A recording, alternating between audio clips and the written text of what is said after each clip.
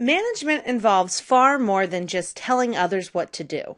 Before any of you decide that you think you can do your boss's job, let's take a look more into what a manager does. The major functions that a manager completes can be categorized into 4 different functions known as planning, organizing, leading, and controlling.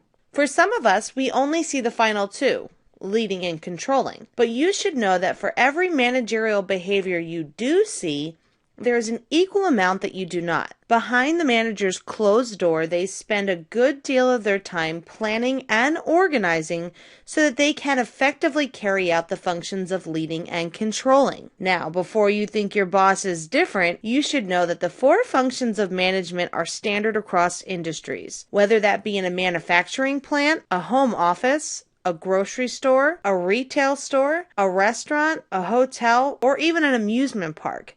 Effective managers understand how planning, organizing, leading, and controlling are used to achieve organizational success.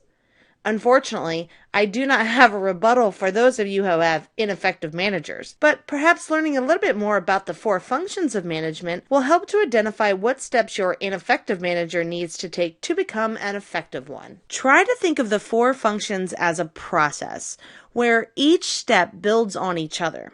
Managers must first plan, then organize according to that plan, lead others to work towards the plan, and finally evaluate the effectiveness of the plan. These 4 functions must be performed properly and, when done well, become the reason for organizational success. The first of managerial functions is planning. In this step, the manager will create a detailed action plan aimed at some organizational goal. For example, let's say Melissa, the marketing manager, has a goal of increasing sales during the month of February. Melissa needs to first spend time mapping out the necessary steps she and her team of sales representatives must take so that they can increase sales numbers. These steps might include things like increasing advertisements in a particular region, placing some items on sale, increasing the amount of required customer to sales rep contact, or contacting prior customers to see if they're interested in purchasing additional products. The steps are then organized into a logical pattern